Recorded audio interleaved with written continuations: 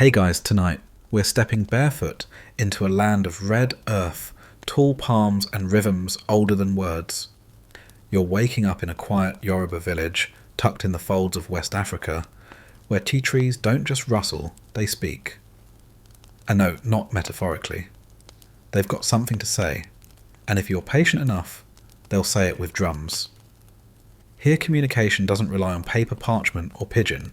It flows through the air, carved into rhythm, and launched into the forest. Messages aren't whispered, they're played echoing from village to village, like waves of wooden voices. And you're about to learn the oldest group chat system known to humankind, one that needs no wires, no screen, and zero battery life. But be warned, you probably won't survive this. Not because it's dangerous, but because it's slow. Painfully beautifully slow. You're about to spend whole days learning to interpret 3-second phrases. You'll fumble rhythms, offend elders with misplaced tones, and confuse the chief approaches with bring more yam. It's a spiritual texting plan, only the emojis are thunder, and the delivery system is made from goat hide. So before you get comfortable, take a moment to like the video and subscribe, but only if you genuinely enjoy what I do here. And hey, drop a comment with where you're listening from and what time it is. I'd love to know who's winding down with us tonight. Now dim the lights, maybe turn on a fan for that soft background hum, and let's ease into tonight's journey together. You rise in the pre-dawn stillness, wrapped in a thin, woven blanket, feeling the cool breath of the forest drifting through the open doorway. Outside, the sky is still deciding between blue and grey. Your village, compact and earthy, is already gently alive. A fire crackles. A baby cries once, then stops. Someone begins to pound something heavy in a wooden mortar. Rhythmic, slow, comforting, and beneath all that, like a heartbeat stitched through the morning, comes the drum. Not a song. Not a rhythm you dance to. It speaks. One phrase at a time, like gentle taps of a storyteller with a long memory. The sound is far off, skipping. Between trees, climbing hills, carried on the humidity, like a secret delivered with confidence. You shuffle outside, toes curling in the cool dust. The air smells like wood smoke and last night's palm oil stew. A rooster watches you unimpressed. He's seen bigger revelations. You sit near the central fire, warm your hands and listen. 3 beats. Pause. 2 quick taps. Longer pause. A roll soft like rain on canvas. You don't know the words not yet, but your bones are starting to recognize the shape of the language. This is not music. This is message. An elder nods to you, then speaks as if translating thunder. They say the market at Owena has reopened, and that Okonjo's wife had a baby. You blink. How did he know that? He gestures toward the direction of the sound. The drums, he says. They've been busy. You've arrived in the middle of a living network, older than colonial boundaries, more nimble than messengers on horseback. The Yoruba people have been speaking across vast distances through drums since long before roads tangled the land. They use a specific instrument, the talking drum, or ayan. Hourglass-shaped, carved from living wood, strung with taut cords that squeeze and release tension like a vocalist, flexing their vocal cords. Strike it, press it, and it sings not in notes, but in tones. Tonal language, tonal music. A perfect match. Yoruba is a language where pitch defines meaning. Say aga with a high tone and you've got chair. Say it with a low one and you might be calling someone's uncle an idiot. It's a dangerous game if your tone is off, and an even riskier one when translated through wood and hide. But it works. You spend the day wandering, watching drummers post up at crossroads, under trees, near streams, casually announcing things like they're the village's human Wi-Fi. You pass a teenage boy tapping out a message that, according to his grin, Probably includes a joke about someone's cooking. Don't trust a yam with two eyes, he says with a wink.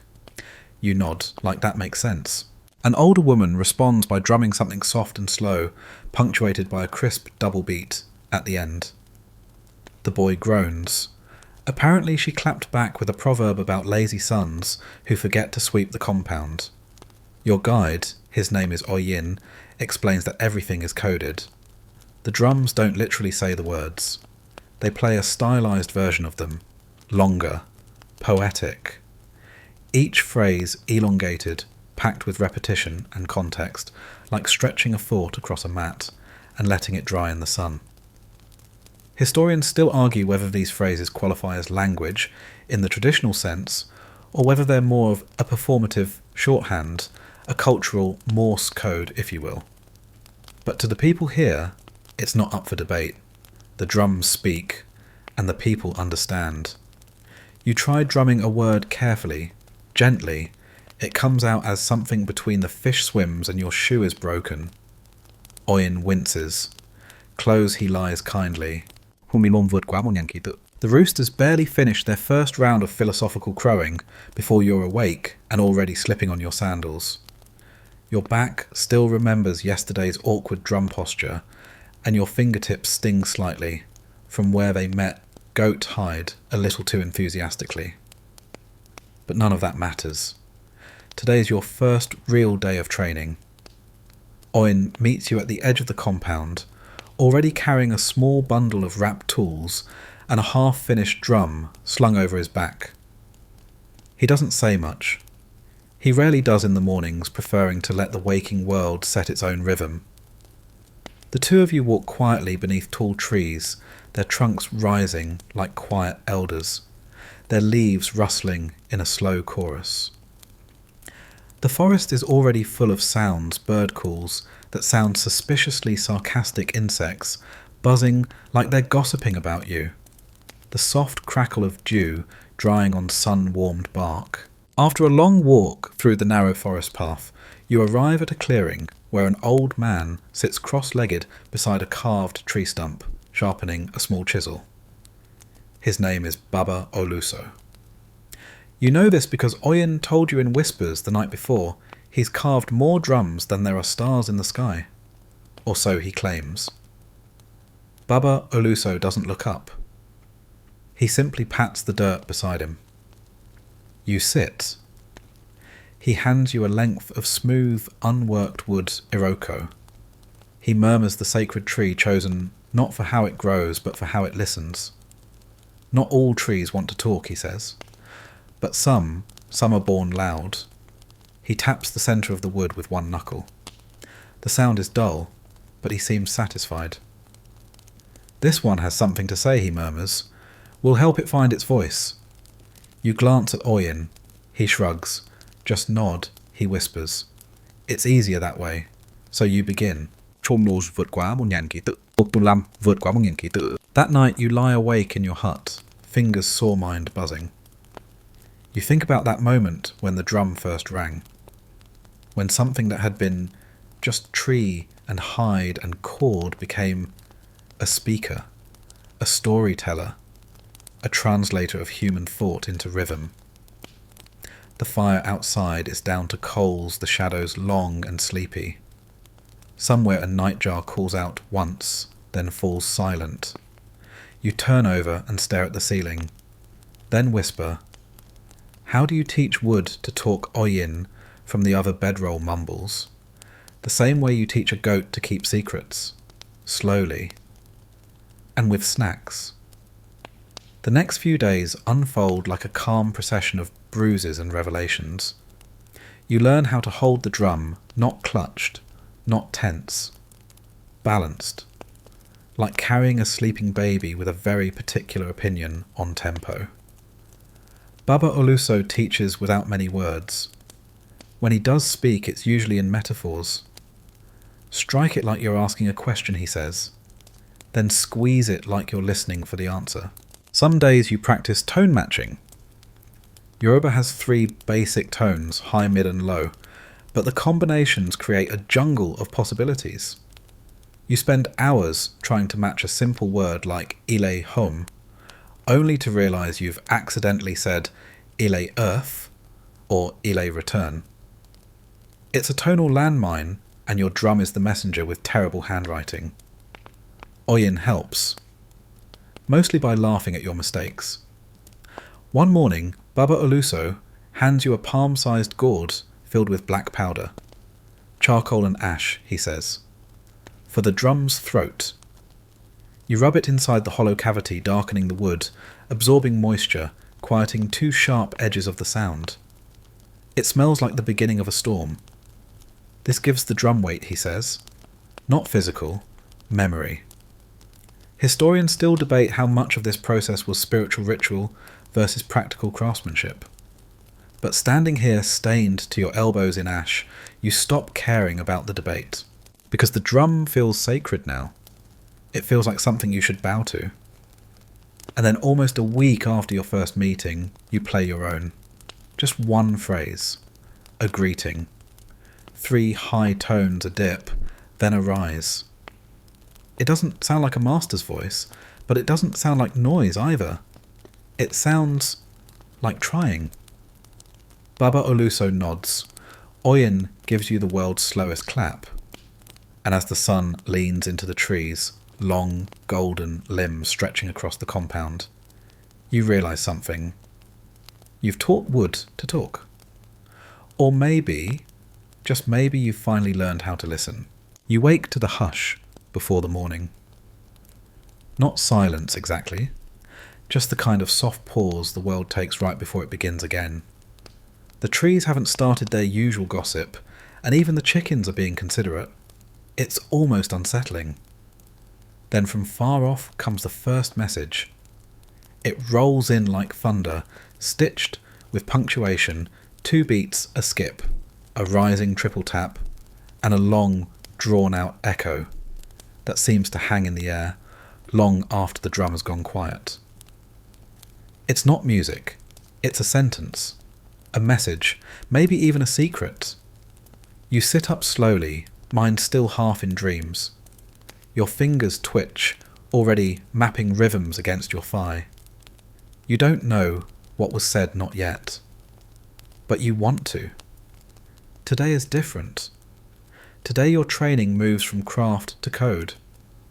Oyin is already waiting for you by the fire, warming his hands over a pot of sweet, smoky porridge. He doesn't say good morning. He just tilts his head and drums it on the rim of the pot. You freeze, then try to copy it. The response you give translates roughly to the porridge is tired. He laughs so hard he spills half his breakfast. You're getting closer. Your first real lesson comes in the shade of a silk cotton tree, whose roots snake above the soil like the backs of great river serpents. Your drum sits in your lap, like it belongs there, finally. Your hands rest on it with something that could almost be called grace. Almost. Oyin sits beside you. Baba Oluso watches from a distance, pretending to nap, but probably tracking every single beat. You know the sounds Oyin says, tapping gently. Now we show you the thoughts behind them. He begins by playing simple sentences. The chief is coming. The rain is near. The yam is red. Yam is... Each phrase unfolds with repetition, tonal mimicry, and a rhythm shaped like the words themselves. The message isn't said once, it's said several times in slightly different ways, like wrapping a sentence in layers of fabric so it doesn't get bruised on the journey. It's not just what you say, it's how you say it. Say it too fast, and it's gibberish. Too flat, and it means something entirely different.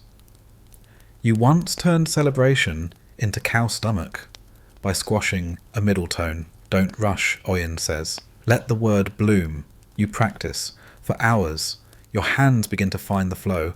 Your ears start to catch the difference between Isle home and Isle house, between Oko farm and Oko husband. You make every mistake at least twice. Oyin encourages you by mocking you relentlessly but affectionately. Eventually you begin to learn the best part, the art of the proverb. Proverbs are the bread and butter of Yoruba speech. No one says anything directly when they can say it poetically. Why say, "Don't meddle," when you can say, "The lizard that leaps without looking becomes food for the hawk." Gorgeous, slightly threatening, totally normal conversation. You learn how to wrap messages in these sayings. You drum, "The monkey who eats early forgets the taste of hunger," which loosely translates to "don't be greedy," or "remember your roots," or maybe Uncle Yemi needs to chill. Context is everything. Drum language, known to some as Igba Ayan, is tonal Yoruba stretched across time and space. It's not literal translation, it's poetic compression, like sending a haiku as a telegram.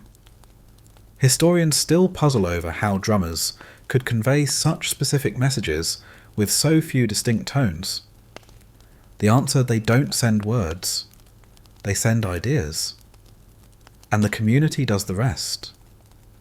One beat becomes 10 meanings, depending on when, where, and who is listening. And then there's the fun part, drum gossip. Because of course people used it for that. You learn how phrases are softened, twisted, played at different speeds to say things without saying them. Someone drums, "The cat with two bowls forgets which one fed her first." And everyone knows who they're talking about. She was at both weddings. She wore red. Then another village replies, "Better 2 bowls than a dry spoon." Scandal, shade, diplomacy by percussion. Drum messages travel faster than couriers, more discreet than shouting, more poetic than letters. They wrap announcements, praise, shade, and even flirtation in beat and tone. Oyen once sent a girl a phrase that meant, "The wind lifts only the leaves it admires." She replied, "And the river sings only to stones that listen." They were married 2 years later. You learn about praise names next. Oriki, personal verbal portraits chanted or drummed to honour someone's lineage, deeds or character. It's not just flattery, it's identity. A man's oriki is his story in rhythm. You practice playing one for the village blacksmith, he who bends fire into tools, friend of the stubborn flame, hammer, that speaks without words. It takes nearly 10 minutes to drum it right. And when you finish, the blacksmith stands, nods once, and gives you a boiled yam, which is high praise. You begin to understand that a single drum phrase isn't just sound, it's culture, it's memory. It's saying we were here, and we knew how to speak without shouting. Late that evening, you sit alone, watching the fire crackle into stars. You tap your drum lightly, not a message, just muscle memory. A rhythm without meaning. Then softly from across the compound you hear a reply. 3 slow beats, a pause, a heartbeat rhythm. You don't recognise the phrase, but it feels like a question. You answer something playful, something low and slow. The response is laughter, not with voice, but with beat. You grin. Somewhere in the village, someone is talking to you. You don't know who, but you don't need to. The conversation is happening. The connection is real. The drums are doing what they've always done. And you're finally listening. You wake before the sky remembers to be blue. The horizon is a blur of silvery clouds, low and slow moving, like the breath of the earth itself, trying to delay the day. You sit up on your mat joints, a little stiff from yesterday's endless practice, and notice it immediately. The drums are cheeky this morning, not formal, not instructional, not rhythmic warnings about market hours or goats blocking the footbridge again. No, this rhythm carries mischief. It starts with a soft 3-beat flourish, quick, confident, like a smirk, made audible. Then a pause. A long pause, just long enough to make you lean forward just a little. Then it returns with a fluttering roll that you recognise as a veiled insult. The tone is unmistakable. That last beat, it lands like a final jab from someone pretending they didn't mean it. Oyen is already outside when you stagger out of the hut. He's barefoot, holding a warm gourd of cornmeal drink and grinning like a fox in a henhouse. Chương 4 vượt quá 1.000 ký tự. Mục 20 vượt quá 1.000 ký tự. The drums volley phrases back and forth, some light-hearted, some dangerously close to insult. You're impressed by how layered each message is, how it weaves proverb with history and tone into something that lands like poetry, even if it stings. Then around mid-morning, it gets personal. You hear a borrowed crown always slips on a sweating head. Gasps again. That's not subtle. It refers to your chief's new marriage proposal. The implication, if the widow accepts, it's not because he earned it, but because he borrowed prestige. Even you feel your ears turn hot. But Baba Oluso just chuckles, sets down his gourd of palm wine, and plays the calmest reply you've ever heard. Even a borrowed crown shines in the right light. The entire square goes quiet. A moment of stunned silence. Then laughter. Relief. Even admiration. Oyin says that's how it's done. You spend the rest of the day immersed in this verbal symphony. You begin to see it as more than entertainment. It's performance art. It's diplomacy. It's ancestral memory spun through sound. Drum battles aren't designed to destroy. They're about balance. Ego versus humour. Assertion versus restraint. Say too little and you seem weak. Say too much and you dishonour yourself. You remember what Baba once said, "The sharpest tongue is the one that slices fruit without bruising it." You write that down. Later, as the village settles into the orange hush of late afternoon, you sit under the shade of a pawpaw tree and practice non-combative phrases. Not every message is a roast. Most are practical. Some almost poetic. You rehearse the market mat has been swept. The yam mound waits for blessing. Palm oil drips like morning sun. Oyin listens, then nods. Better. Your tones no longer insult poultry. Progress. But just as the sky begins to pink in, a message cuts through the usual evening lull. This one is different. Urgent. You feel it before you understand it. 3 quick strikes. A long pause. A rushing roll. A double beat that lands like a door slamming shut. People freeze. You ask, "What did it say?" Oyin's voice is low, serious. The strangers are coming from the east, with papers and questions. You've heard rumours. White men in high boots, glasses that pinch their noses, books that explain your ways to people who have never touched Red Earth. And the drums have warned you. The next morning they arrive, a group of them foreigners, British, clean clothes, tight lips, friendly enough. One has a notebook. Another carries a strange metal box he calls a recorder. You watch him stare at your drum as if it might jump up and explain itself. They're here to study the native language of rhythm, one says. You're not sure what that means, but it sounds like someone trying to catch rain with a net. They ask you to play a phrase. You oblige. You drum. The tortoise who travels with salt keeps his shell dry. They write it down. Nod. Then ask. But what exactly does it mean? You shrug. Depends who hears it. This does not please them. That night you sit with Baba Oluso near the fire. The village is quieter than usual. People sense the change. He takes a sip of palm wine, then says, "The world is getting louder."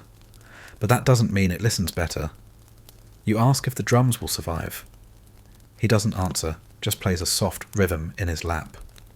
The shadow is longest at the end of the day. You close your eyes. Let the words wrap around you like dusk, and wonder not for the first time what it means when a people's language isn't just threatened by silence, but by translation. You wake to the sound of nothing. Not silence exactly. There's still the rustling of leaves, the occasional bird chirp, and someone far off pestering a stubborn goat. But the drums are absent. The air feels unfinished, like someone forgot to light the hearth or boil the morning water. You sit up, heart already pacing. No messages. No rhythm sliding across the trees, just stillness. And that's the point. It's the first day of the official decree. You'd heard the rumblings for weeks, murmurs between elders, sideways glances, when visitors arrived with papers and ink-stained hands. But now it's written in flat language on a board nailed to the edge of the square. All non-ceremonial. Drumming is to be temporarily halted until further notice by order of the district administration. Oyen read it aloud this morning with the tone of someone pronouncing a curse. He didn't laugh, not once. The word temporary rings like the slap of a cracked drumhead. It could mean a week, a season, a generation. The decree doesn't explain much, just cites confusion interference and the need for civil standardization. The message was delivered by a thin man in a tight jacket who sweated through the armpits of his shirt while he tried to smile. They say the drums might be used to plan unrest, someone whispers. That they're hiding messages. You want to scream. You want to drum. But you don't. You just sit and listen to the space where a rhythm used to be. Later that morning, Baba Oluso calls you to his side. His hut feels darker than usual, as though the shadows are grieving. I taught you to make sound, he says, voice quiet. Now I'll teach you how to hold it. You blink. You want me to not drum? He nods. There's a difference between silence that's empty and silence that remembers. You swallow hard and begin the lesson. You practice rhythms now only with your hands on your thighs. Quiet, ghostly. You mouth the tonal patterns under your breath, shaping each phrase like you're praying it back into existence. You sketch oriki praise poetry for people you pass in the village, repeating their rhythms in your head instead of aloud. One who smiles before thunder, whose hands calm quarrels, whose silence carries answers. They don't hear it, but you do. Even the forest seems to join you. Wind sweeps through the trees with a pulse that almost fits into the beat you're memorizing. The way the palm fronds sway, slow, deliberate, brushing against one another, like whispered proverbs, it almost feels like the old drum days. Almost.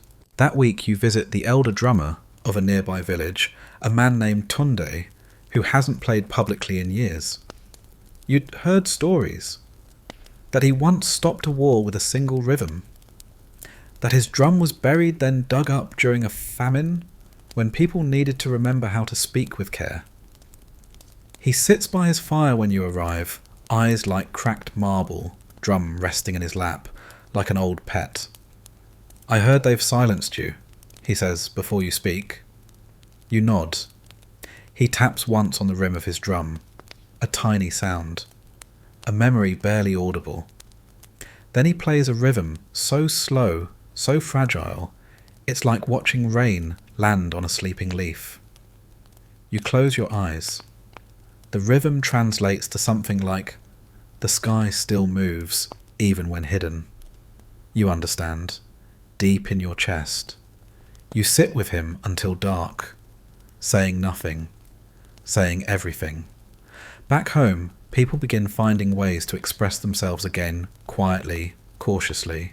Khi mà hai vượt quá 1.000 ký tự. It sounds like a language finding its voice again. You join him, your hands tentative. Not striking, stroking. A whisper of rhythm. You don't say anything urgent, just, the tree still stands. The well is deep, we are here. The forest listens, and responds. You hear it in the sway of branches, in the thrum of insect wings, in the way the air catches your breath, and gives it back as calm. And then you hear something else. Faint. A drum, far off, not loud, but clear. Someone else is drumming. The next morning, the village is no longer silent. Children laugh again, with rhythm in their voices. Elders walk with more intention. Oyin sits under the sun, carving a small drum, slowly, like someone pouring memory into wood. You see it in their eyes, they feel it. Even Baba Oluso, who hasn't touched a drum in days, taps his foot to a beat only he can hear. He says nothing. But when you pass, he presses a new drum chord into your palm. Leather, fresh, strong, he whispers. When it's time, let the silence speak first. Then follow it with truth. That evening, you return to the forest, alone this time. You sit on the same root, close your eyes, and hold your drum gently. You don't play, not right away, you wait. Then with fingers soft as breath you play. We are still here. We did not forget. We remember the language of trees. You listen. The trees say nothing, but they no longer feel silent. They feel like they're waiting. The days flow like water through cupped hands, slow, warm, and quietly gone before you realise how far they've carried you. You're not young anymore. Not quite old either, but you walk a little slower now, and your knees complain before the rains, which Oyin finds hilarious. Your joints predict the weather. Better than any drum he jokes, you smile. But you know what he means. There's a weight to age in a place like this. Not a burden, but a gravity. A steadying. A stillness that people begin to listen to as if you've become your own kind of instrument, less a player now and more. Resonance. You still teach, sometimes in the open, sometimes in quiet corners. You never announce it, but the young ones find you. They come with wide eyes and hesitant fingers, unsure of how to hold a drum, let alone how to tell it their thoughts. Some are eager to learn every rhythm. Others want to skip straight to the secret phrases, the gossip, the proverbs, the call-outs disguised as compliments. You teach them all the same way. First how to sit, then how to breathe, then how to listen. One girl, small and sharp as a needle, picks up the patterns faster than anyone you've ever seen.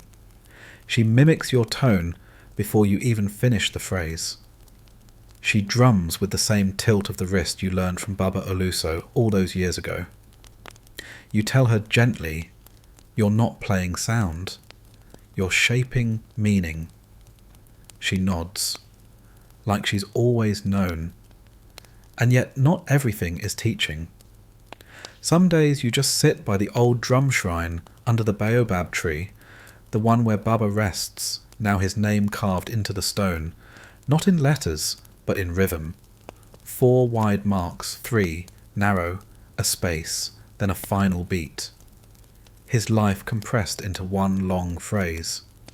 You still feel him there sometimes, not in a ghostly way, just presence. When the wind rustles, the branches above it whispers in time.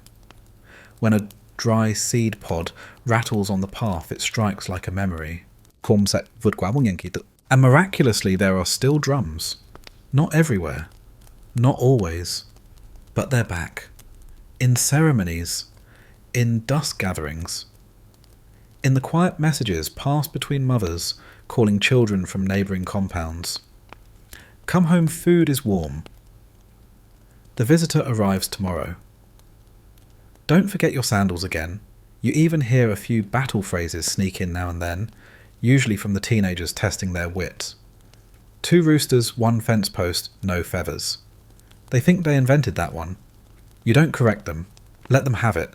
It's theirs now too. Oyin visits often. He's settled in a village up the river where he teaches weaving.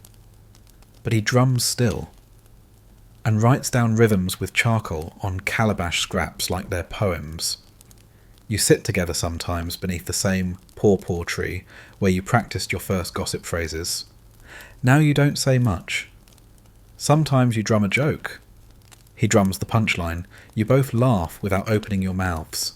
One evening, just before the rainy season returns, a young drummer from a distant village visits. She's heard of you. Says she's been collecting forgotten rhythms, tracking old phrases that have fallen out of use, reintroducing them to younger generations. She asks if you have a message she can carry. You nod. drum softly. Even the silence remembers how to sing. She writes it down, plays it back clean, sharp, respectful. Then smiles, bows, and disappears into the dusk. You feel it then. Not pride, not legacy, but release. You've done your part. The rest will echo. Later that night, as you sit beside your drum, in the warm glow of firelight, you find yourself playing something soft. Not a message, not a memory, just a rhythm that feels like breath, like dusk folding itself gently into sleep. You close your eyes, feel your chest rise and fall. The skin of the drum beneath your palms is warm, familiar, like an old friend settling in beside you for the night. Phù hai điện vượt quá 1.000 ký tự. So give in, let go of the day, let go of the questions, let go of the words.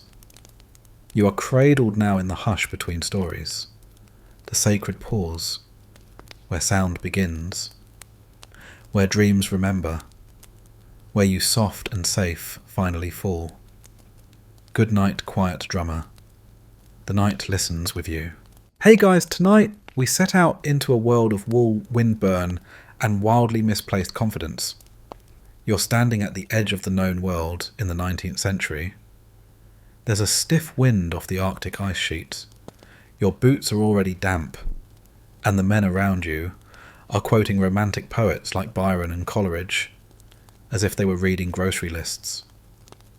It's the kind of place where the snow bites back, and where forgetting your mittens could literally cost you fingers.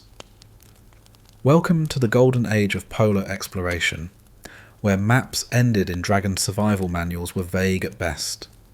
And the best way to keep warm apparently was to write poetry. You probably won't survive this. So before you get comfortable, take a moment to like the video and subscribe, but only if you genuinely enjoy what I do here. And drop a comment with your location and what time it is where you are. Now dim the lights, maybe turn on a fan for that soft background hum, and let's ease into tonight's journey together. It's signed JC February. No one knows who JC is, but everyone agrees the guy had a way with syllables. Historically, most Arctic expeditions packed more ink than medicine. They brought journals by the crate, military logs, personal diaries, ship's records. But what they also brought, often tucked inside these practical volumes, were poems. Verses about the sea, about longing, about how the stars look different when reflected off a snowfield.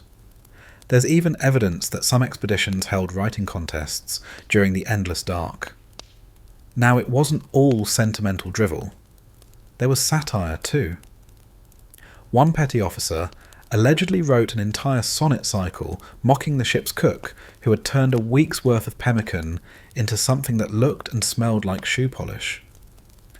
The opening stanza began, "Thy stew, O Smith, offends my nose, and poisons dreams of sweet repose." You can't help but smirk. Sarcasm survives where bread moulds. You try not to laugh. His toes are blackened with frostbite, and his beard has icicles the size of knitting needles. But he smiles as he pens the next line. Poetry, it seems, is his insulation. You stumble into the mess tent, where a few men are warming themselves by a barely there stove. Someone is quoting Tennyson. Someone else mutters, "I'd rather have rum." You take a seat on a crate of salt pork, nodding to a navigator whose eyebrows are frozen into two perfect little arcs of surprise. It's not that these men are poets by training. They're sailors, scientists, misfits. But up here, where the sun disappears for months and the horizon doesn't change for weeks, language becomes a kind of currency. They trade verses like rations, offering structure in a world where even time loses its edges. You read a note scratched into the wooden beam above your bunk, when frost invades both flesh and thought. A couplet's warmth cannot be bought. You try not to laugh. His toes are blackened with frostbite, and his beard has icicles the size of knitting needles. But he smiles as he pens the next line. Poetry, it seems, is his insulation. You stumble into the mess tent, where a few men are warming themselves by a barely there stove. Someone is quoting Tennyson. Someone else mutters, "I'd rather have rum."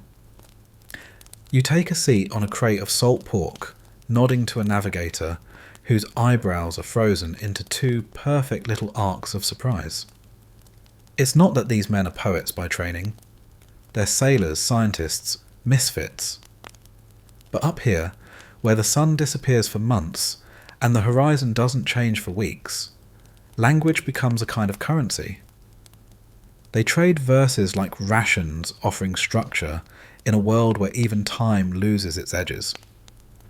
You read a note scratched into the wooden beam above your bunk when frost invades both flesh and thought. A couplet's warmth cannot be bought.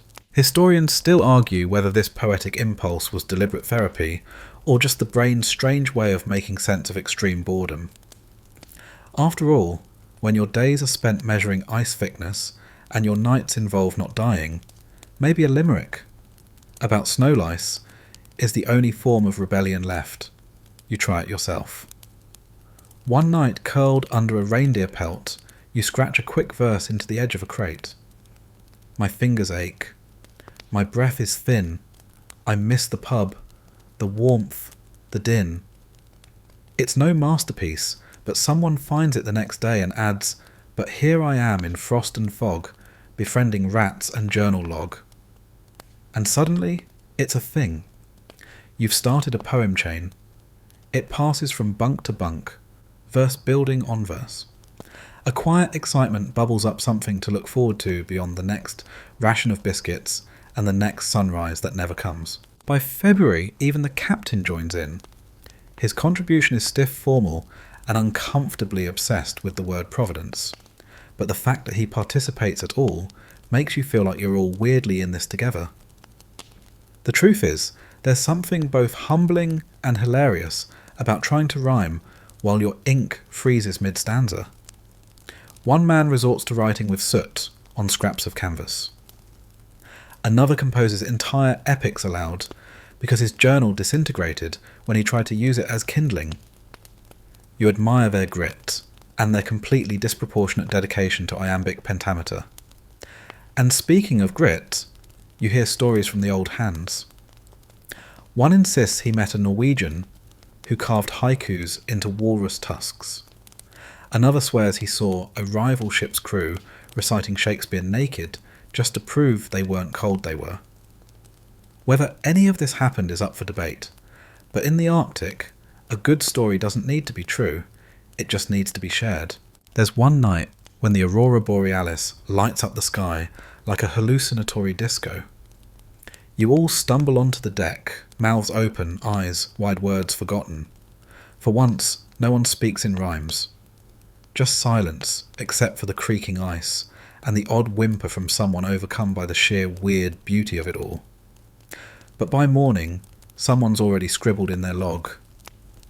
The sky did burn with greenish grace, and warmed at last this frozen face. You wonder how much of this will make it back to England. Will anyone believe that men who hunted seals and sharpened harpoons also wrote couplets about the way frost traced lace patterns on the porthole glass? Back below deck, a fiddler saws a melancholy tune that doesn't quite fit the rhythm of your boots stomping for warmth. The cook is swearing over frozen eggs, and someone's crying in the corner, might be from the onions, might be from homesickness. It doesn't matter. You reach for your journal. The words come slower now. Not from fatigue, but from a strange contentment. You're still cold, still hungry, still not totally sure you'll survive this. But you've got meter. You've got rhyme.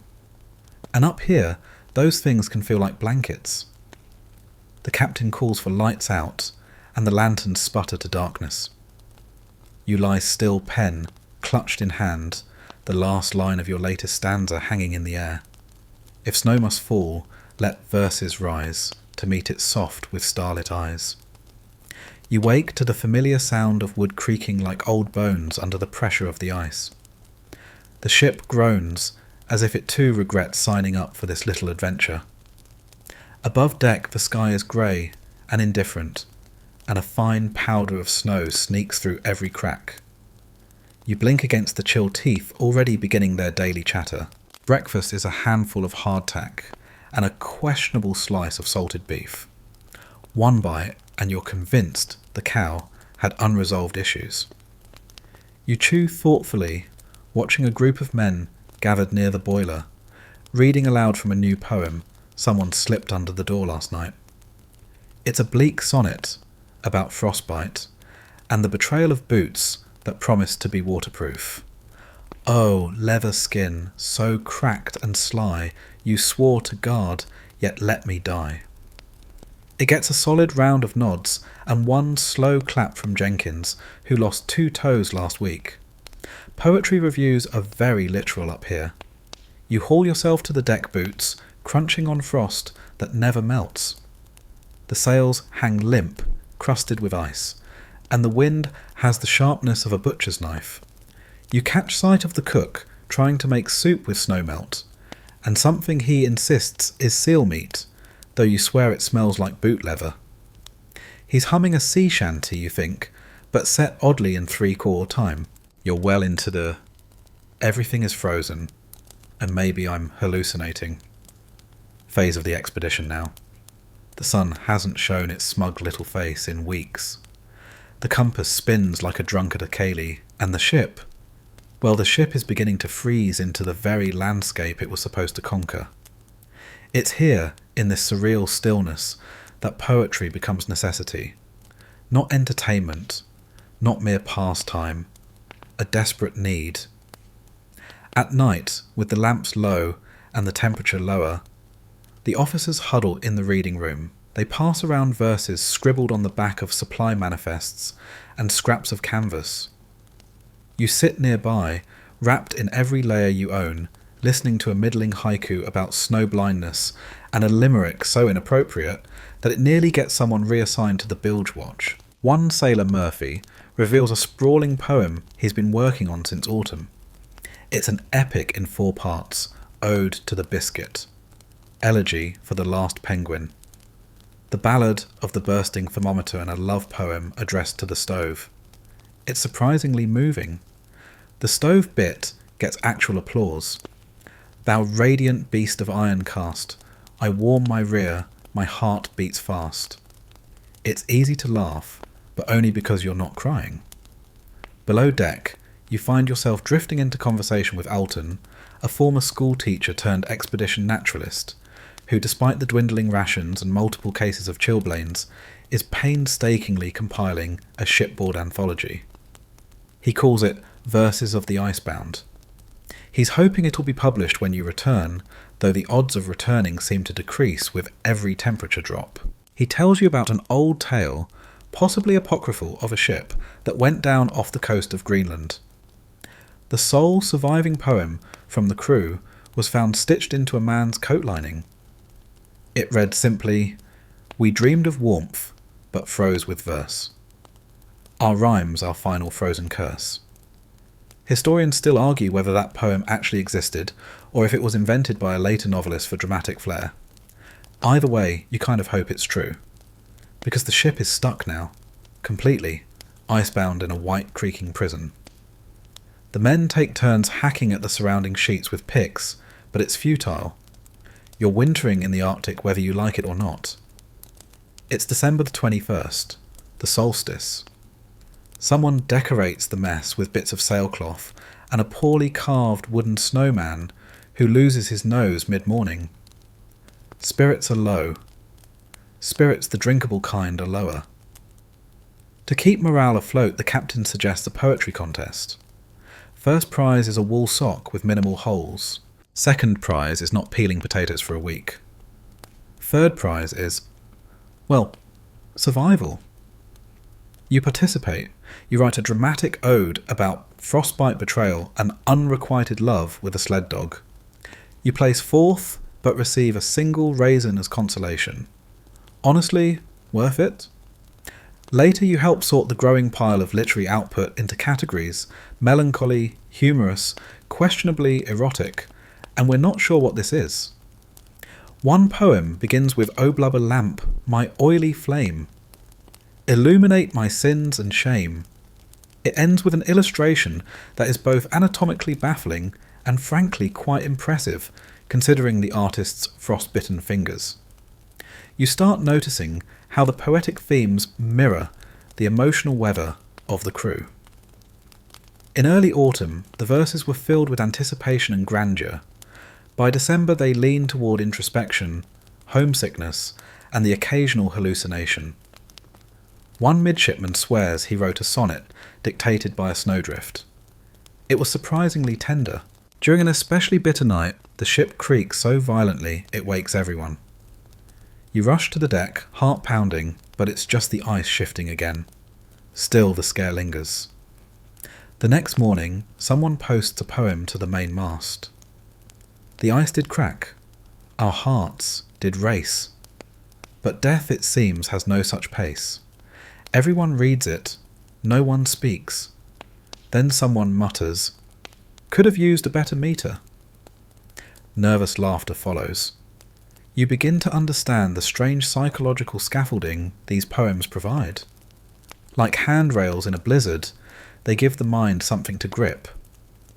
Some write to remember, others to forget, and some to mark the slow, steady passing of time. Take Leland, for example.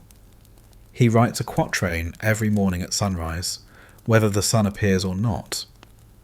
They're repetitive, occasionally nonsensical, but deeply comforting.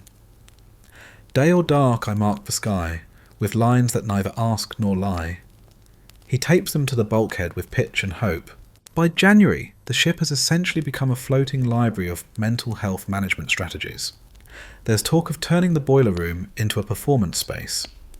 The captain greenlights a poetry cabaret, provided it ends by lights out and doesn't involve nudity. Murphy finds a hat with feathers and declares himself the master of ceremonies. You're assigned to lighting, aka holding a lantern, and not falling asleep.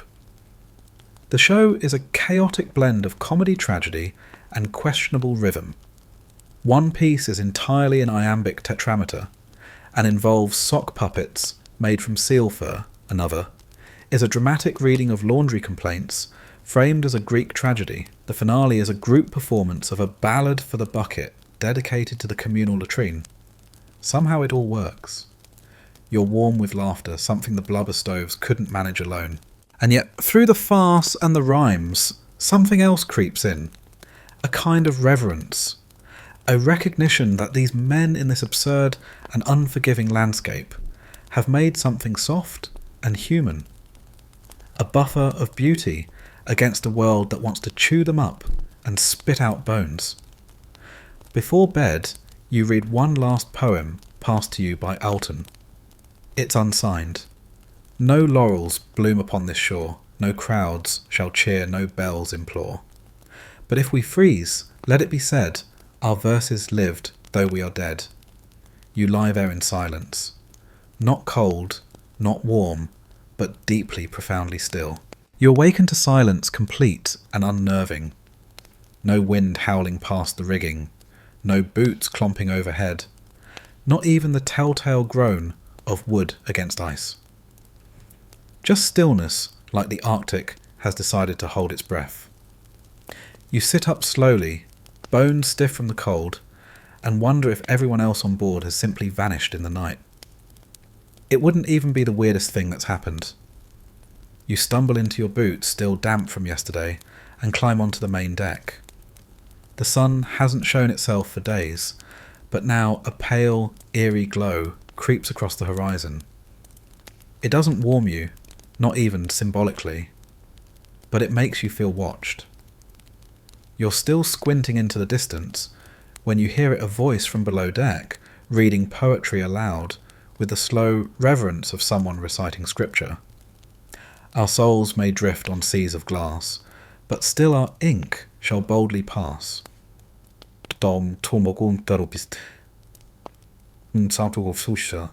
follow the voice to the wardroom and find 3 men huddled around a battered journal.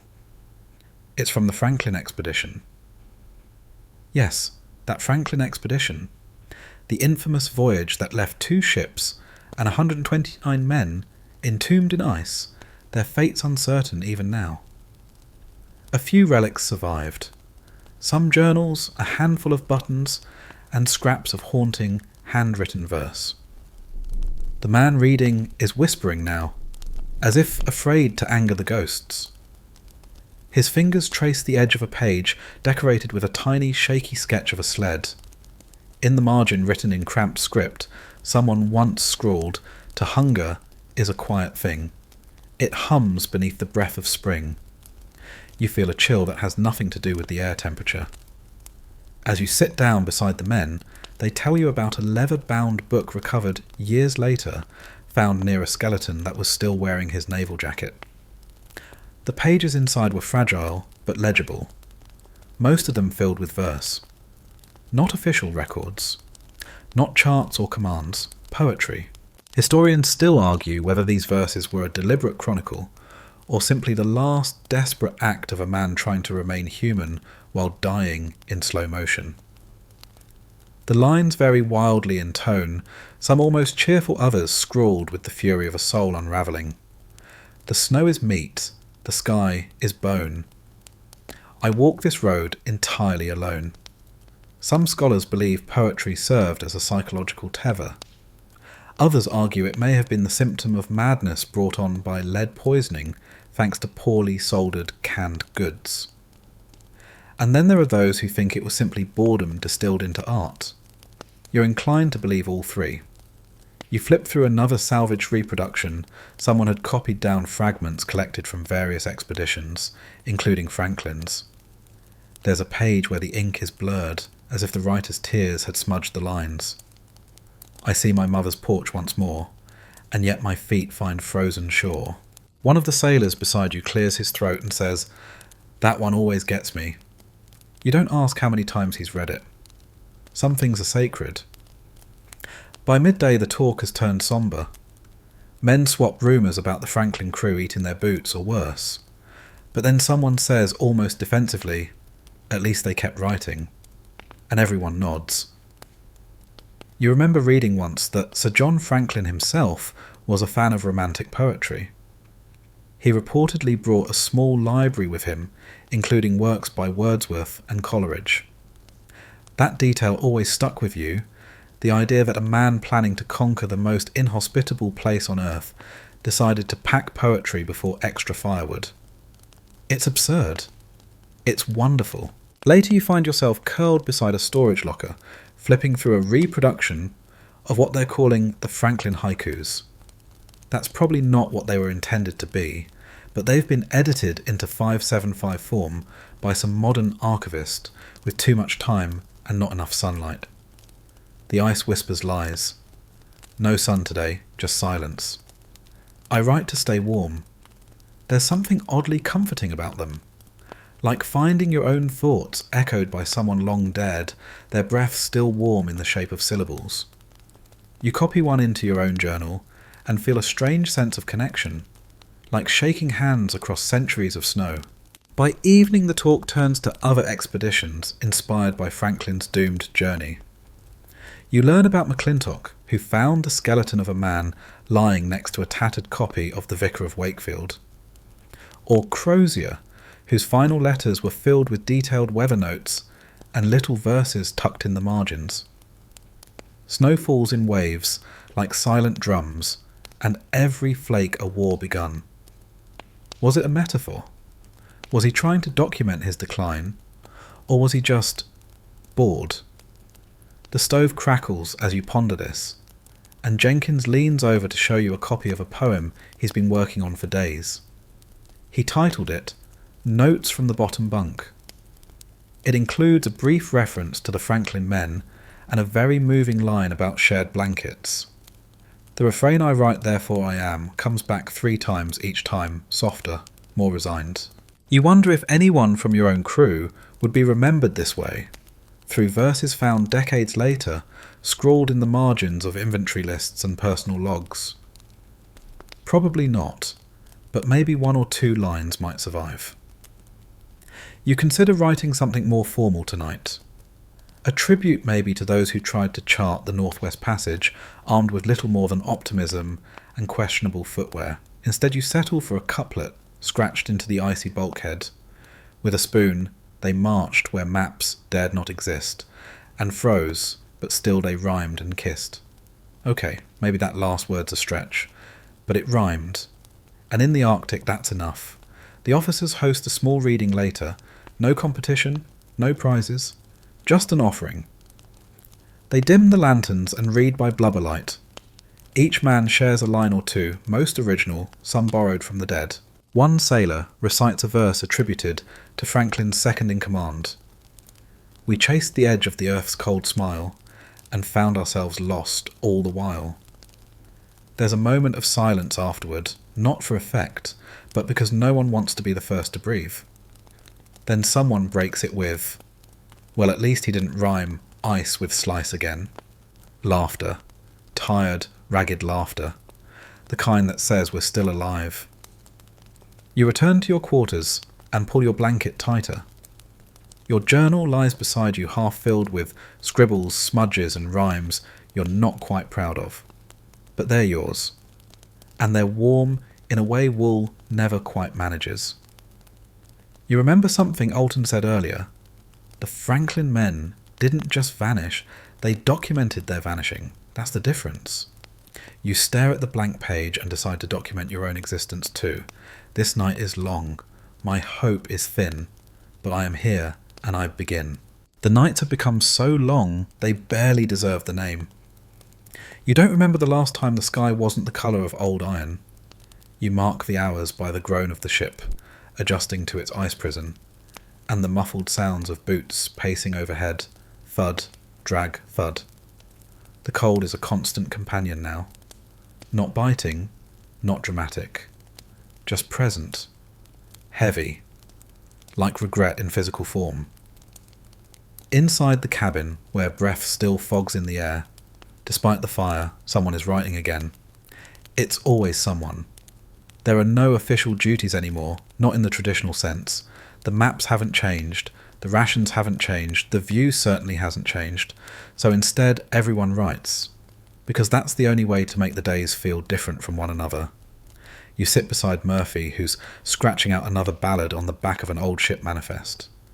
It's called Lament for My Laundry.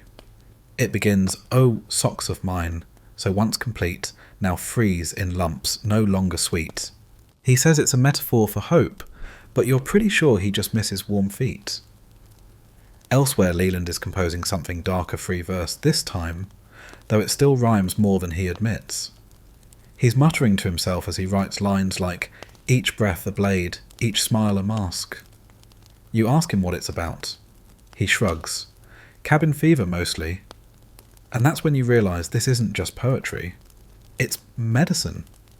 Not for the body which continues to lose mass and heat by the hour, but for the mind which must now navigate an interior Arctic even more treacherous than the frozen one outside. It's no surprise. Isolation's been known to break stronger men. And here, months into an endless winter where every sound feels too loud and every silence too long, the expedition has begun to turn inward. Poetry becomes a lifeline, thrown across each man's mental abyss. There's a kind of schedule now, unspoken but observed. Morning writing, afternoon games, evening readings. They keep us from falling into the sinkhole of monotony. You take part in a collaborative piece titled 13 Ways of Not Going Mad in a Snowstorm. Most of them involve denial fantasy or very passionate arguments about tea. Method 6, pretend the snow is sugar.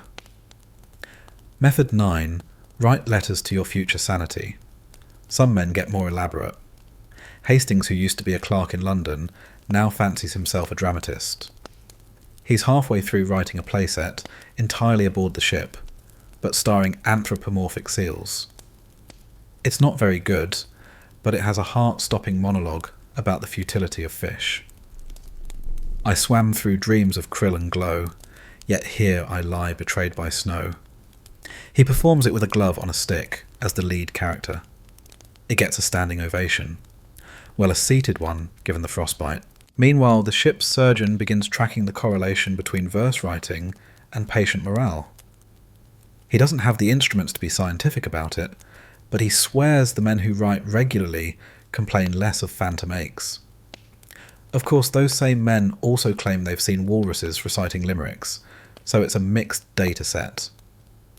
You're given a task record, the daily readings in a new logbook. The poetry ledger, as someone's labelled it in shaky ink. You make a note of the date, the titles and the names of those who shared. You include commentary when warranted. February 3rd. Leland read, "To my breath now visible. Strong imagery, if bleak. Hastings' seal opera enters Act 2. Plot unclear. Possible romance subplot." You don't think anyone back in England will care about this, but writing it makes you feel like time is still moving. That night you find yourself alone at the bow, staring into the horizon, wondering where the sky ends, and your thoughts begin. The stars seem closer now, as if the universe itself is leaning in. You whisper a few lines into the wind. The stars above are knives so bright they carve the dark and steal the light. You don't write it down. It's just for the cold, for the silence, for whatever spirit listens to poetry this far north. One day, word spreads that a man in the portside bunkhouse hasn't spoken in days. They find him sitting up, eyes open, cradling a notebook in his lap. He isn't gone yet, but his mind is somewhere warmer perhaps. They read what he's written. "I lived once where the sun would sing, and now I sleep beneath no spring." You hold the page in your hands. It trembles. Not from the cold this time, just awe. And still they write.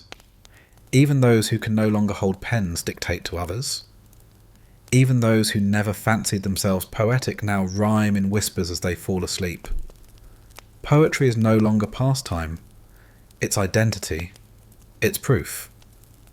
A declaration scrawled into the face of annihilation. I was here, and I felt something. Murphy adds a line to the communal poem today.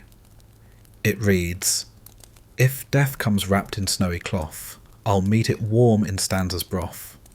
It's both haunting and hilarious. You laugh, then cry, then laugh again. The two emotions have gotten quite comfortable sharing the same seat lately. At the weekly reading circle, someone produces a battered sheet of paper with the title Cabin Fever Ballads Vol. I. It's a collection compiled in secret, now passed around like treasure. It includes some anonymous entries, one of which stands out. The floorboards speak. The pipes reply.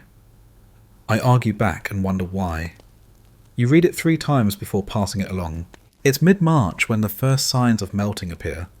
A trickle here, a softening there. It should be a cause for joy, but everyone reacts with caution. The thaw means the ice might break. It means movement, but also danger. And it means this little cocoon of cabin-bound poetic madness might come to an end. Leland says it feels like waking from a fever dream. You say nothing. You don't want it to end just yet. There's something sacred about this slow, strange spiral into artistic obsession. You've written more poetry here than in your entire life combined, and it's made the silence bearable.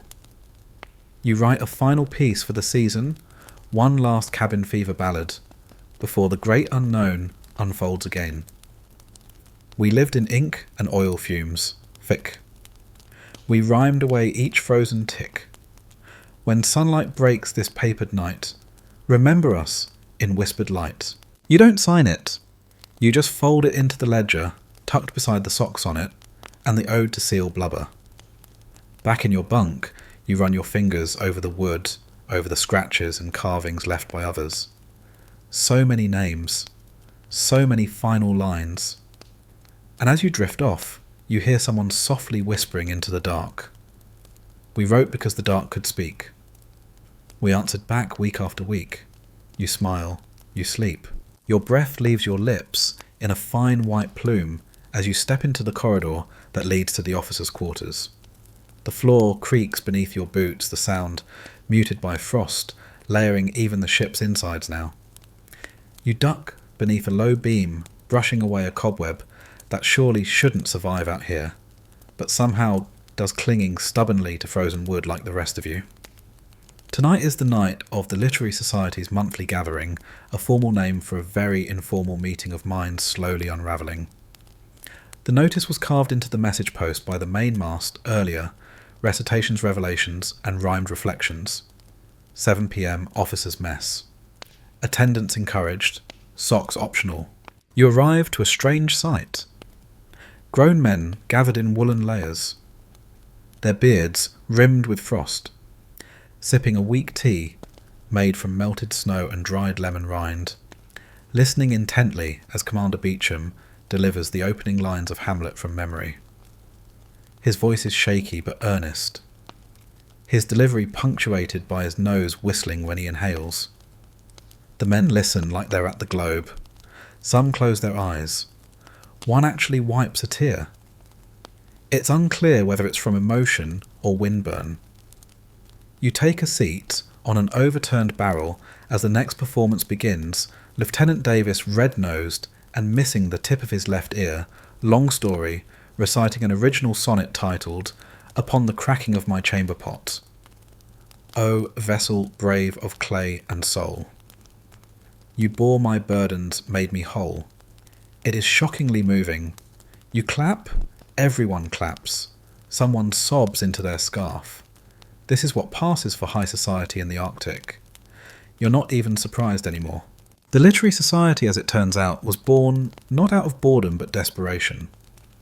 When the sun vanished for the winter and morale sank with it, Captain Howells issued a challenge.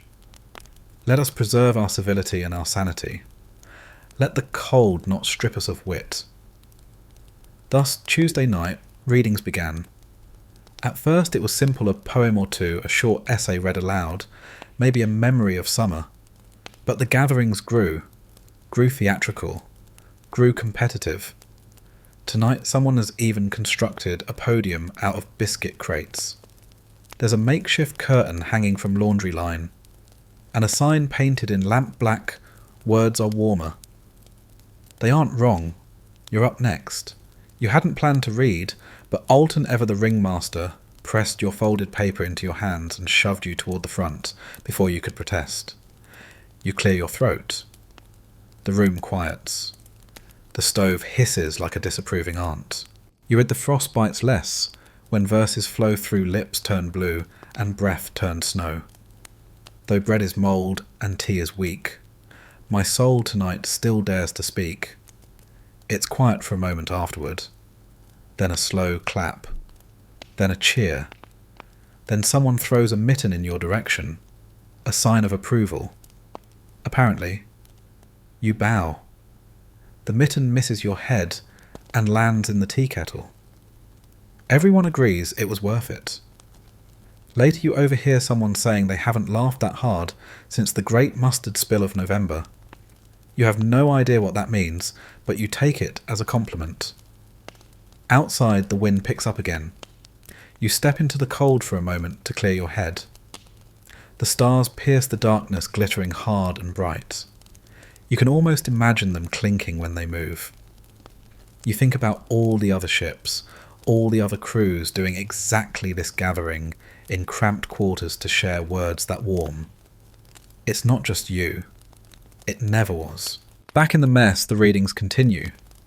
Now it's a duet, two crewmen dramatically reenacting the moment Jenkins accidentally mistook blubber for shaving soap. It's set in rhymed couplets. There's a prop raiser. It ends with Jenkins himself jumping on stage to deliver a final line, I've learned my lesson. Yes, indeed, don't shave with lard, or you will bleed.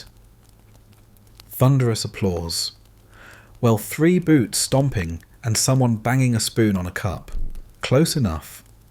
You take a seat again beside Alton, who leans in and murmurs, this will be our legacy, you know.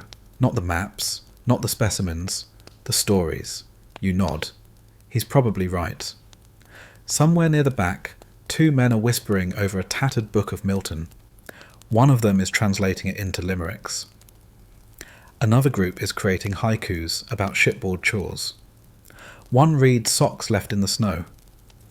Now they curl like frozen fish. Should have worn the boots. Brutally accurate. You scribble it into your own notebook. A peculiar sense of pride bubbles up. Not the kind that comes from conquest or discovery, but from creation. From finding something soft and strange in a place designed to crush softness out of you. Someone proposes a literary contest. Theme heat. The prize. A fresh wool scarf donated by an officer who still has 3. You submit an entry before you can talk yourself out of it. A single quatrain, not flames but words, my warmth, my spark, that blaze within this endless dark. When limbs feel lost to winter's spite, I write, I write, I write, I write. The judges take it seriously. They confer. They debate. The scarf is awarded to Leland, whose entry was about a dream of kissing a sunbeam. You're genuinely not even mad. By now these gatherings are the pulse of the ship. Even those who scoffed at first now hover in doorways pretending not to listen. A few have started dressing up for them. Clean gloves, combed beards, carefully arranged buttons. The Literary Society has become theatre church therapy. And maybe, just maybe, rebellion. Because every joke whispered in verse is defiance. Every pun about frostbite is a middle finger to death. Every silly rhyme about soup is a refusal to go quietly. It's near midnight when the final reader steps up. It's Captain Howells himself. He clears his throat, opens a small black book, and begins, "If glory waits beyond the white, then may our names survive this night. But if no tale shall reach the shore, let those who find us read, and know that men once lived and laughed and wrote, though frost did silence every throat." He closes the book. No one claps. Not from disrespect, but because any sound would feel wrong. You all sit in silence, warmed by firewool and rhyme. You walk back to your bunk with something like peace buzzing in your ears. You've never been colder, never been hungrier, never been prouder to be among a group of half-mad verse-makers afloat on a frozen sea. You lie down. You smile. And as your eyes begin to close, a final line comes to you. Let the ice remember us. Bulls, not for our fear. Somebody's to fear. Bull, so, for, only need, people, rainbow, skolgisty, scopes of the, to, as beer, schools. You open your eyes to a silence that feels deeper than before, more cavernous somehow. The kind of silence that has shape and weight. You sit up slowly, the cold clawing at your joints like a jealous cat. Everything is stiff, including quite possibly your thoughts. The Literary Society didn't meet last night, not because anyone called it off, but because no one suggested it. That's how things change out here, not with pronouncements, but with drift. Like snow over a lantern, you climb to the deck and immediately wish you hadn't. The wind slices across your cheeks with surgical precision. It carries ice crystals so fine they feel like static in your eyes. You squint. Nothing but white, as always. But in that white, something's different. The quiet has become uncanny. Down below the mood has shifted. Not drastically, not dramatically, just subtly. Less laughter. Fewer verses being passed around. Some of the younger crew have begun sleeping longer, burrowing into their bunks like hibernating animals. You can't really blame them. And then there's the matter of the map. Hastings spreads it across the table that night. He traces a finger along the northern edge past where the known world ends, and the speculative one begins. There are no penguins, he says quietly. You blink. What? He taps again. People always assume there are. Arctic, Antarctic. It all blends together for them. But no penguins here. Just existential dread and the slow loss of faculties. It's the closest thing to a joke anyone's told all day. He's not wrong though. There's no colourful wildlife, no comic relief, just snow bones and the sound of ink scratching on brittle paper. You retreat to your bunk and find someone slipped a note under your blanket. To the one who still writes, don't stop. Even if we do, it isn't signed.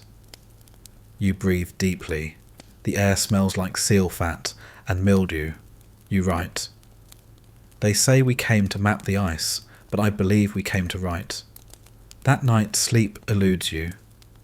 Instead you wander the ship like a ghost. In the galley the cook is trying to make stew from something he won't name. He offers you a spoonful. You politely decline. He nods understanding completely. You end up in the library or what's left of it. Water-damaged rodents and general despair have done their work. But there's still a book left open on the table. Milton, of course. Paradise Lost. Someone's penciled a note in the margin, we found paradise. It was very cold. You grin. Then you notice something else. Tucked between the pages is a folded scrap of cloth, and within it a poem. Inked neatly, almost reverently. The stars above, so fierce and high, reflect the frost within my eye. I walk the deck in dream's disguise, and wonder if I'm real or lies. It's unsigned again. The unsigned poems are becoming more frequent. There's something eerie about it, as if voices from the ice itself have begun to chime in. You half expect the ship to respond one day, creaking out a sonnet with each shift of the boards. The next afternoon, Alton reads aloud from a new anthology he's assembling. The title, Songs for the End of Maps. It's subtitled, Poems by Men with Nowhere Left to Go. You add a line, no compass spins for lands unseen. We chart our minds instead, serene. You help Alton arrange the pieces, there are dozens now. A haiku series about frozen fingertips. A love poem to the North Star. A 5-part dramatic epic about a lonely muskox, fictional but emotionally devastating. And your favourite, a limerick cycle entirely about the perils of communal long johns. Each piece is a flare fired into the dark. Historians still argue whether any of these anthologies were meant to be found, or whether they were just rituals meaningless but essential. Some suggest they were buried like time capsules. Others believe they were offerings to the ice gods, real or imagined. The truth, as usual, is likely somewhere in the poetry itself. One verse reads, "No one will find this. We know. Still, we write." As the cold winds blow, not to be heard but to stay awake, to keep the dark from what it might take. You feel that one in your ribs. A week later, a strange mood settles over the crew. They call it whiteout dreaming, a phenomenon where everything starts to feel like it's been dipped in fog. Directions blur, names don't stick, memories get scrambled. One man calls a spoon a metal banana. Another confesses he thinks his boots are conspiring against him. You catch Murphy muttering, "The walls keep humming." Not a tune, just humming, and then laughing, then crying, then laughing again. You try to write about it, but your own sentences begin to unravel halfway through. You forget where you were going. You write, "The wind is made of yesterday." My mittens dream in octaves. You stop. You try again. There are no penguins here, just questions wearing snowshoes. Better maybe. Or worse. It's hard to tell. You check on Hastings. He's arranged all the lanterns in a circle around his bed, and is currently reciting the rhyme of the Ancient Mariner, backwards. For fun, he says. At dinner, someone bangs a pot and yells, "Anyone seen reality?" I think I dropped it by the blubber barrel. Laughter erupts. Real warm laughter, even if it's tinged with madness. That night, a group gathers for an impromptu philosophical salon in the cargo hold. The topic, what would Descartes do in the Arctic?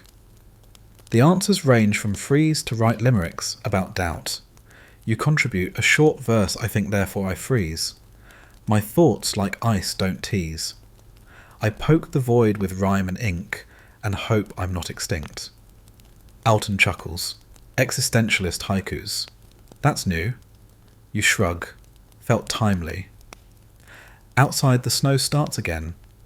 Inside, someone plays a sad tune on a mouth harp that's been tuned down 2 octaves by frost. It sounds like longing with a side of soup. You huddle in your bunk later, staring at the ceiling. You whisper, if this is madness, let it rhyme. If this is death, let it take time. No answer, just creaking wood and the sound of wind rearranging everything you thought you understood.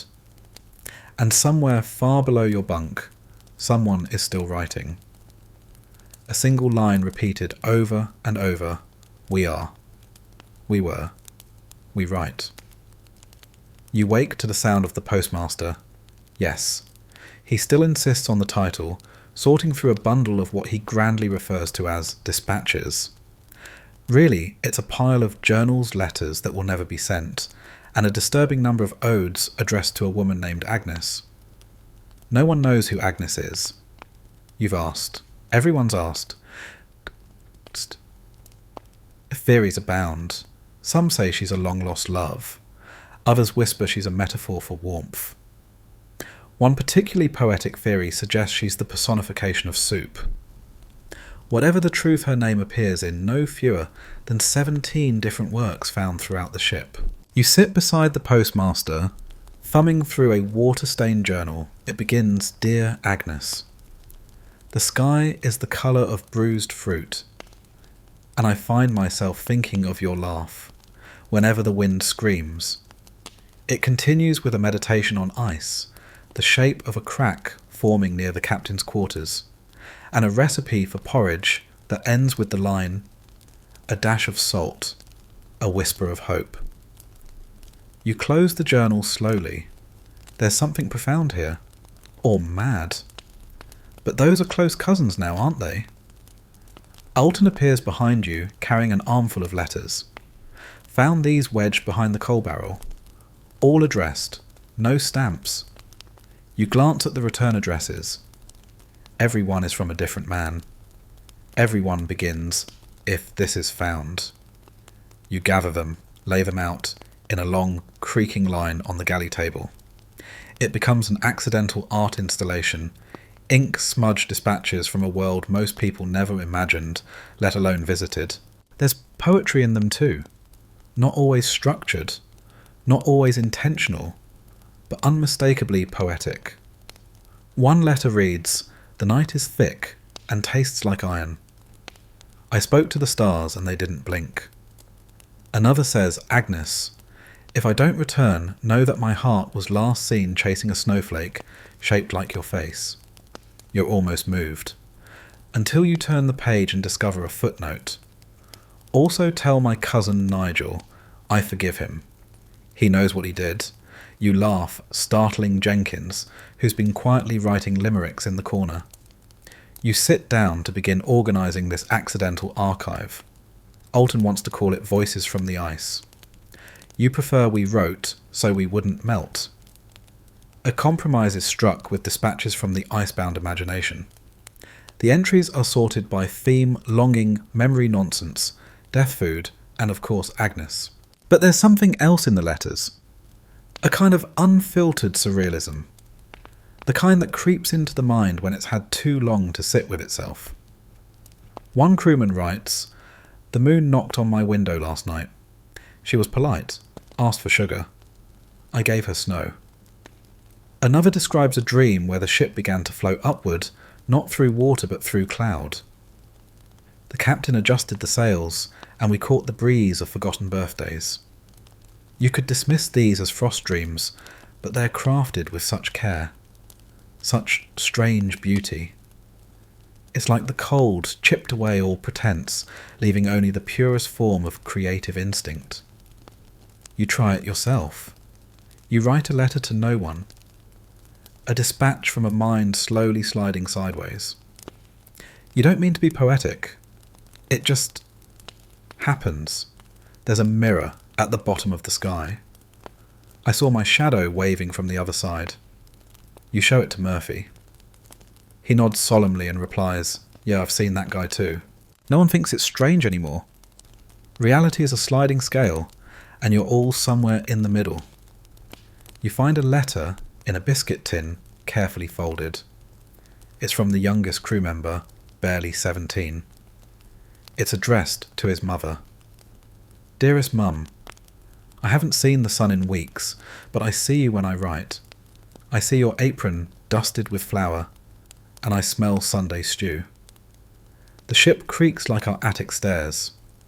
I pretend I'm just upstairs and dinner will call me down.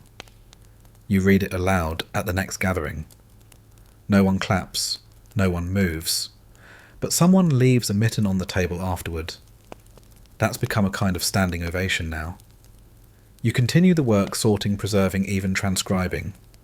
You add titles where none exist. You pencil in dates, best guesses, based on weather notes or mentions of frostbite severity. It becomes your ritual, your penance, your prayer. And then you find the map. Not a real map, Not of land or ice or current. A mind map. A scrawled chart of imagined places. At the centre, the cabin of memory. Sprawling outward in every direction, fields of smell tundra, of forgotten names, isle of imagined feasts. And at the very edge, in delicate calligraphy, the kingdom of Agnes. You show it to Alton.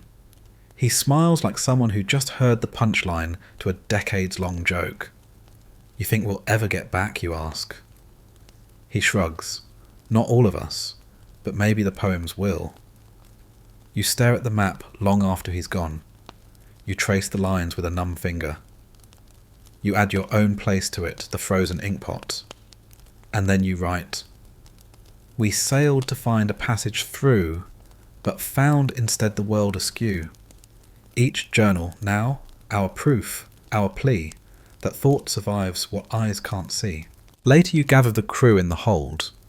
You've stitched the letters together into a kind of tapestry, words across paper, joined with string and wax and a little madness. It flutters in the draft, from the whole like a ghost trying to speak. You call it the Wall of Echoes. Each man adds one line, one thought, one verse. It becomes a living thing. I wrote, I dreamed, I remembered. I cooked something truly awful. I forgave. I feared. I rhymed. Jenkins adds, I should have worn thicker socks. A chorus of agreement follows. The letters keep coming. Some are serious, some are silly. One simply reads, Dear Future. It was cold. Sorry if we left a mess. You smile. You write her. Dear Future, we made poems out of the storm. You're in the galley again, warming your hands over a stove that wheezes more than it heats. The blubber has run low. The rations are suspect. The silence has become almost surgical in its precision, cutting cleanly between every cough, every footstep, every nervous laugh. And still the writing continues. This morning, someone left a note on the table. We ran out of butter, so I spread a poem instead. No one admits to writing it, but everyone claims to understand it. You do too disturbingly well. You've taken to carrying a pencil stub and a folded sheaf of paper in your coat pocket. Not because you expect inspiration to strike mid-blizzard, though oddly it sometimes does, but because you've discovered that writing is the only way to keep the edges of your mind from fraying. Today you sit with Leland as he recites something new. It's not poetry exactly, but it has the shape of it. He calls it a survival strategy, then laughs and admits it's also a coping mechanism. Then he shrugs and says, honestly, it's both. He reads step 1, wake up. Step 2, remember who you are. Step 3, write it down before you forget. You nod. That last one hits particularly hard. Around the ship, the evidence accumulates. Not just poems now, but poems as tools, rations, rituals, shields. A new category is born in the ledger functionally poetic. These are not written for art's sake. These are written to survive. Take Jenkins, for example. He keeps a daily log in verse form, not because he enjoys it, but because the rhythm keeps him from slipping. His most recent entry begins, "My boots are worn, the sky is cracked. My mind's a ship that won't stay tacked. But I am here, and I am sane because I rhyme and not in vain." Then there's Collier, who writes haikus on the inside of his mittens. They're basic, but effective.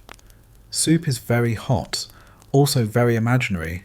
Still I taste the steam. The haikus help him eat more slowly. They give him something to say between bites of despair. And then there's the medical log. Dr. Evans has begun appending patient entries with couplets. He claims they help him remember the cases better. Also, he admits it lightens the scalpel.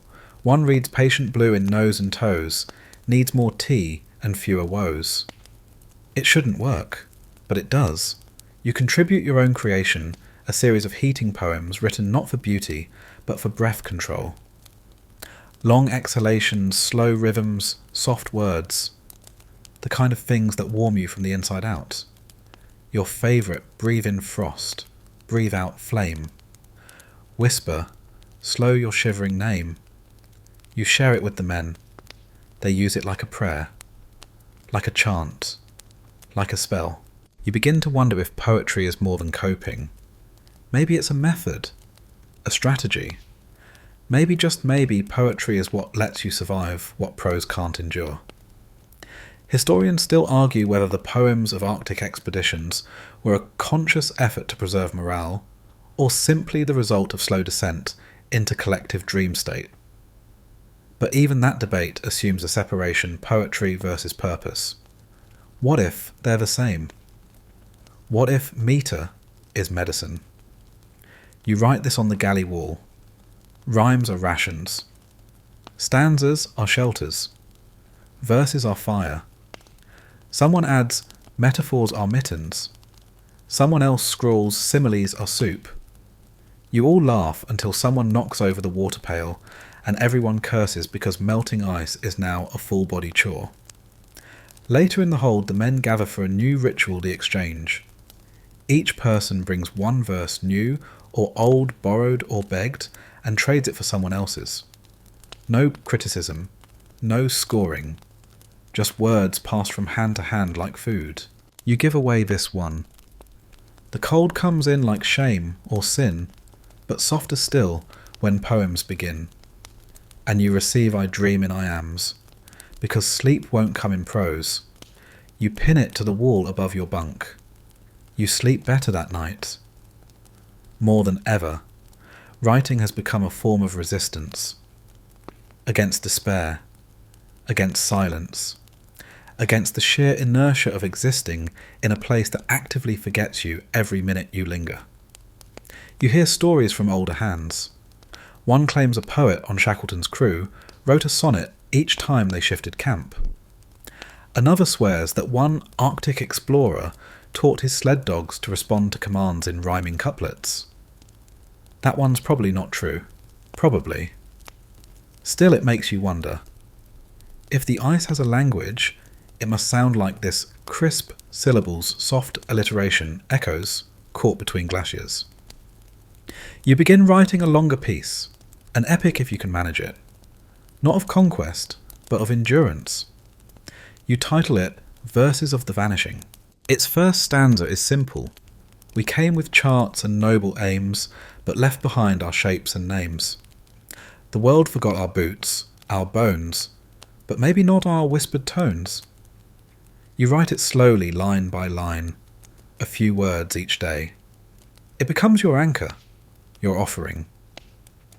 One evening, Alton announces he's compiling a final collection, a kind of anthology for future explorers. He calls it the Cold's Complaint. He asks each man to contribute one piece. It must answer the question, why did we write? The answers vary. Because I couldn't scream. Because the stove wasn't enough. Because my brother loved poems and I wanted to be near him. Because death rhymes with breath. You write yours carefully. I wrote to remember myself. I wrote because the snow forgot me. I wrote because the frost had teeth, and poetry was the only thing I could throw at it. You fold it. You hand it to Alton. He nods, doesn't open it yet. That night a final reading is held, the last scheduled gathering of the ship's poets. Each man reads his chosen piece. Some stumble, some cry. One man sings his poem to the tune of a lullaby no one's heard in years. Another simply stands in silence and shows a page filled with careful shaking letters.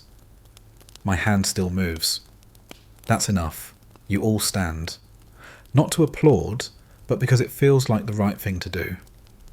And then as the lanterns dim and the cold creeps back in, you hear the last line of the night from someone sitting near the stove. If rhyme was ration, then we were fed. It's the 5th day of stillness. Not the peaceful kind, not the kind found in chapels or libraries. This is a silence thick with absence. A silence that presses against your skin, weighs down your limbs, settles in your bones like silt in the bottom of a frozen lake. The ship has stopped creaking. The snow no longer falls. Even the wind seems to have abandoned you. Outside, the world is a pale graveyard of half-buried memories and white indistinguishability. Inside you are still writing. The others are too what's left of them. You sit at the long table in the mess, hunched over what may be your final page. The lamp hisses softly beside you, burning the last of the oil, with a defiance that feels almost theatrical. You dip your pen, again fingers shaking.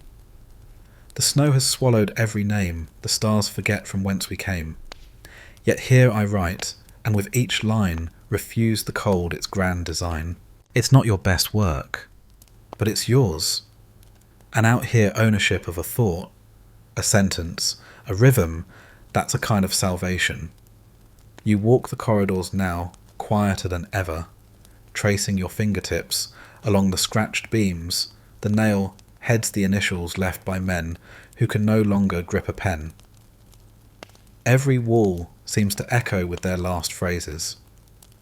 You don't know whether they live on in ice or have simply been taken by it. You find another verse pinned to a coat hook near the sleeping quarters I've named the frost. I call it friend, for it has stayed until the end. The handwriting is delicate, almost fragile. You recognise it as Alton's. You check on him. He's in his bunk, wrapped in every layer. He owns a journal tucked to his chest like a relic. When he sees you, he smiles weakly and lifts a page. A lullaby for the bones, he says. Want to hear it? You nod. He reads Hush Now, Frost, and Hush Now, Dark. The fire's gone, but left a mark. We dreamed of sun, we dreamed of seas, and left behind these words on breeze. His voice trails off. He looks past you, not through you, but far beyond you, as though imagining the words reaching a distant future, one where someone might hold these pages and whisper they were here. You take the page, gently fold it, and add it to the wall of echoes, now more an altar than a document. The wall is heavy with poems, prayers, and unfiltered honesty. You've added strings to support the weight of it all. You light a candle at its base. Just one. It flickers, stutters, but does not go out. It's March now, or maybe April. The concept of time has grown so slack, it no longer binds the days together. But you know the season is shifting because the ship creaks again. A low, aching groan as the ice loosens its grip. Water seeps through places long sealed. You should be excited. You should shout, run to the bridge, gather the crew, but instead you sit. And you listen to the slow, gurgling breath of a vessel exhaling after a winter of silence. You whisper a verse to mark it. The ship awakes with tired breath, as if unsure it dodged the death. It shakes the frost from every beam and dares to drift into a dream. The journal is almost full. You've written in every margin, between earlier lines, across diagrams, over supply lists. One of your last entries is short. A declaration, maybe. We rhymed, we lived, we froze, we rhymed. You walk the length of the deck one last time. The sky above has cracked into something bluer than you remember. It's jarring, too vivid. You squint. From the crow's nest, someone yells. Not alarm surprise, a speck on the horizon. You blink. Then again. Then again. A sail. It can't be. It can't be. You grab your journal. You run. You are rescued. Or so they tell you. You can't stop looking at your hands still clutching the poems, like they're more real than the men pulling you into the new ship's warmth. They feed you broth. Blink at your frostbitten verses, ask how many survived. You try to answer, but the words don't come. So instead you hand them your journal. They flip through it. You see confusion, amusement, and finally awe. They don't ask again. Months later you return to England. You are thinner, quieter, and unable to sleep without a candle flickering nearby. You speak at a gathering. Not of your survival, but of your writing. You recite, the cold may claim the hand the face, but cannot touch the lines we trace. For in the dark we dared to burn, with every rhyme we dared return. They applaud, they forget, but the verses live on. The journals are published. Dispatches from the icebound imagination becomes a strange cult classic. Alton's Cold's complaint is reprinted twice before it vanishes into obscure archives. But your poem, the one you never signed, is found scribbled in the margins of 3 separate journals from the expedition. If you find these lines read slow. We were here. We wanted you to know. You received no fortune, no fame. But in some deep, warm part of your soul, you know you've left a trail. And late at night, as snow taps your window in civilized lands, you still whisper one vinyl line. Frost may silence every name, but verse remembers just the same. So now, let yourself rest. Let the frozen decks fall away. Let the echo of boots over creaking boards drift into the distance, like a fading heartbeat beneath wool and frost. No need to grip the pencil any longer. The verses have all been written. The final lines spoken. The snow so endless and white has softened into something less cruel, less cold. Close your eyes. You're no longer aboard the ship. You're safe. The ice has melted. The silence no longer bites. Instead, the hush around you is gentle now, like snowfall through the window of a warm room. The kind of hush that hushes back. Your breath is slow. Your chest rises and falls like waves that have forgotten how to storm. The names you've heard, the lines you've whispered, the laughter stitched between pages. All of it has settled now, not as memory, but as warmth, like ink that dried in just the right place. Like candlelight that knew not to go out. You are not alone. You are never alone. So sleep now as the stars settle into their ancient paths overhead. Sleep as the Arctic loosens its hold. Sleep knowing that even in the harshest cold, something beautiful bloomed, a single verse whispered to the dark. Sleep, sleep. Years have passed. Not that time matters much now, except as the soft rhythm by which your memories are strung together, like beads polished smooth by the tide of days. You live somewhere quiet, a cottage by the sea perhaps, or a stone house nestled in green hills where the air smells of salt or wild thyme, depending on the breeze. You no longer chase stories. They come to you now gently like old friends. You greet them with ink and candlelight, but not with urgency. The cold taught you that let things unfold. Ballfold. The journals sit on a shelf above your desk, worn dog-eared, revered, not for the fame they never brought, but for the truth they held. People write to you sometimes. Students, scholars, dreamers, survivors of different kinds. They've read your verses in unexpected places, carved into driftwood, on a northern shore, murmured in a radio play, from a station long shut down, tattooed across the ribs of someone who crossed frozen places of their own. One letter stands out. It came in spring, the envelope brittle with age, the handwriting familiar. I found it your last verse. It was tucked in the lining of my coat.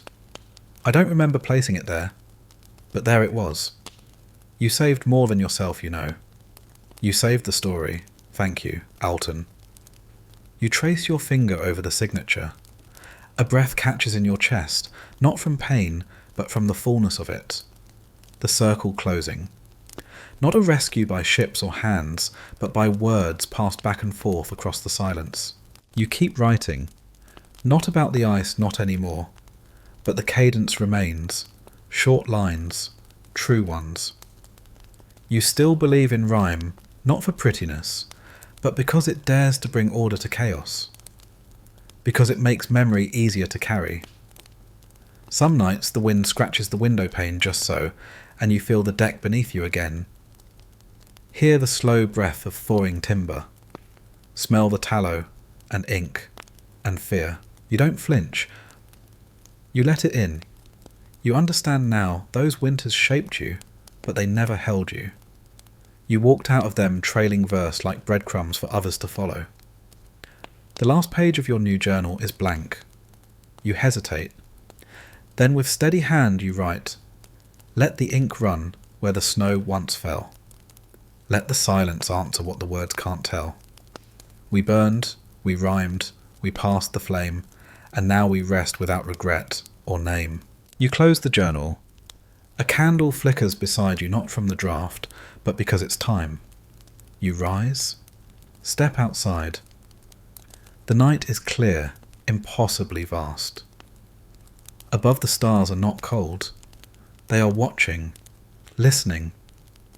You lift your eyes, and somewhere between the constellations and the hush of tides you feel it. A whisper, a return.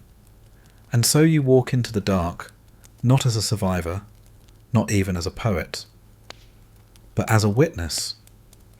A keeper of flame, a final echo made gentle, a verse that has found its home. Sleep now, truly, the world remembers. And as you walk slowly toward the horizon, your steps no longer weighed down by memory, but lifted by serenity, you understand something that had always eluded you in your youth.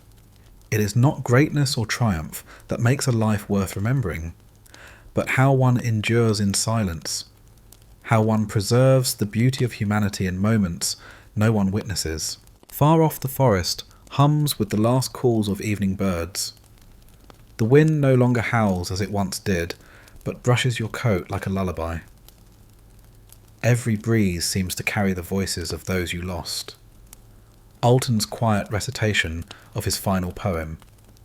Rawlins gazed southward when hope still flickered through the frost. None of them have truly vanished. They've been written down, in you, on paper, in words no longer just ink, but blood, breath, love, and loss transformed into verse. One evening, a girl from the nearby town knocks on your door. A schoolchild, perhaps 12, clutching a worn copy of Dispatches from the Icebound Imagination, its spine fraying with age. She asks if it's true you were the one who wrote the poems at the end. You smile softly, offering no direct answer. Instead, you invite her inside, brew a pot of tea, and sit together, turning the pages, reading each passage. Her eyes shine at the lines you once wrote, believing no one but the ice would read them. You no longer crave recognition, but the light in her eyes is a reward your younger self never dared dream of. Another generation has touched the flame you once guarded, and you know the fire will not go out. Night falls. The room is quiet like a chapel, but not lonely peaceful. You stoke the hearth, set down your pen, and pour the last cup of tea. The firelight dances on the walls, casting your shadow like a figure in an old folk tale. A survivor, a storyteller, a keeper of flame for those who will walk the path next. When you go to bed, You don't read. You don't write. You simply listen to your breath, slow and steady, like spring wind across a ford lake. Your eyes close, and you whisper an old verse. The wind moves through life like a page, each word a scar that ceased to bleed. But if someone still dares to read, then we endure poem and soul. You drift into sleep, dreamless deep. And this time, no more lines are needed.